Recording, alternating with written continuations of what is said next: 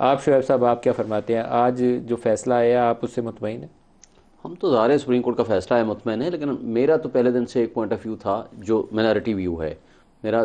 ایک لحاظ سے جو میجورٹی ویو آیا ہے، جو 8 جج، بڑا آپ نے دیکھا بڑا انٹرسٹنگ فیصلہ ہے۔ مینارٹی ویو جو یہ آیا کہ ساری پٹیشنیں ڈسمس، ہمارا بھی پوائنٹ آف ویو یہ تھا کہ یہ قانون اچھا ہے، بٹ 2 چیزیں ہیں اس میں اندر غلط ہیں۔ ایک ریٹروسپیکٹیو اپلیکیبلٹی غلط ہے، نمبر 2 اس میں کانسٹیٹیوشنل امینڈمنٹ ہونی چاہیے تھی۔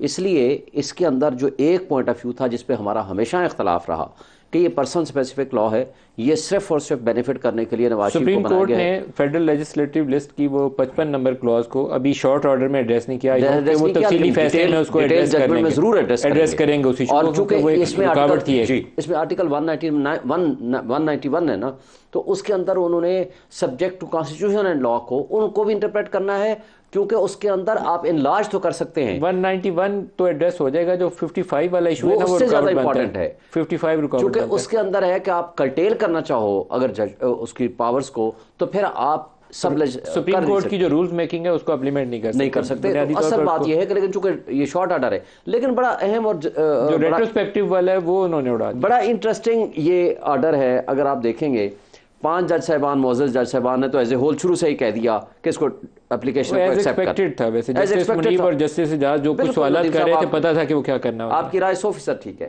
اب آگے آتے ہیں، ان میں ایک ایڈ ہو جاتے ہیں جسٹس یحییٰ آفریدی جو اپیل کے اوپر مخالف گئے ہیں۔ ہاں، وہ کہتے ہیں اپیل نہیں ہونی چاہیے، یہ ریویو کا رائٹ کافی ہے۔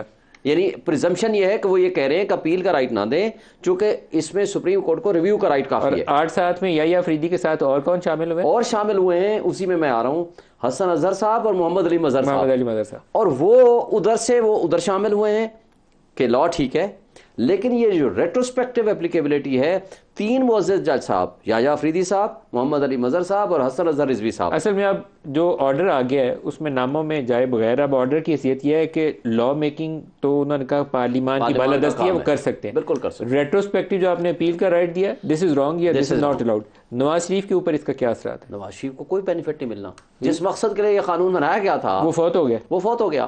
ایک چیز سے ایڈ کر دوں، جو ہے نا وہ 5 ممبر بینچ کا فیصلہ تھا جس نے لائف ٹائم یہ کہا تھا۔ وہ 5 تھا یا 3 تھا؟ 5 بینچ تھا۔ اور ایک چیز اور، سپریم کورٹ بار ایسوسیشن نے، احسن بون نے اپنے تئیں ایک ریویو پٹیشن، ٹائم بار ریویو پٹیشن فائل کر رکھی ہے کہ اس قانون کو تبدیل کر دو جو آپ نے ججمنٹ دے رکھی ہے۔ اب یہ والا فیصلہ ہے، اس کے بعد اب اگر اس کے اوپر سپریم کورٹ دوبارہ ٹیک اپ کرتی ہے کسی کیس کے اندر، تو وہ ان کی اپنی ثوابدید ہے، وہ 5 رکنی 8 رکنی کریں، کیونکہ اس پہ اپیل تو اب نواز شریف یا جہانگیر ترین دونوں نہیں کر سکتے۔ نہیں، لیکن اب اگر ہاں یہ بات بالکل ٹھیک ہے، اب جو بھی فیصلہ ہوگا لیکن اپنی ثوابدید پہ کرے گی۔ لیکن ایک بات بڑی اہم ہے، جو بھی فیصلہ 184(3) میں ہوگا وہ تو ریویو ہے نا، ریویو کا تو لمیٹڈ سکوپ ہوتا ہے، اور ریویو کے بعد تو کوئی اور اتھارٹی ہوگی نہیں۔ لیکن اب جو بھی 184(3) میں فیصلہ ہوگا فیوچر کے لیے، اس فیصلے کی اپیل ڈائریکٹ جائے گی لارجر بینچ میں، ادھر ہی انٹر کورٹ اپیل 184(3) میں جو بھی فیصلہ ہوگا۔ مثلا 17 جج ہوتے ہیں ٹوٹل، ابھی تو 15 تھے نا، ہیں بھی 15، 17 جج سینکشن اسٹرینتھ ہے۔ اس کا مطلب یہ ہے کہ 8 سے زیادہ ججز نہیں سنیں گے آج کے بعد 184(3) کے پروسیڈنگ کے کیس کو۔ اگر 8 سے زیادہ ہو جائیں گے، مثلا 9 جج ہو گئے، اپیل کے لیے جگہ نہیں وہ بچے گی، اپیل انفرکچرس ہو جائے گی، وہ ہو نہیں سکتا۔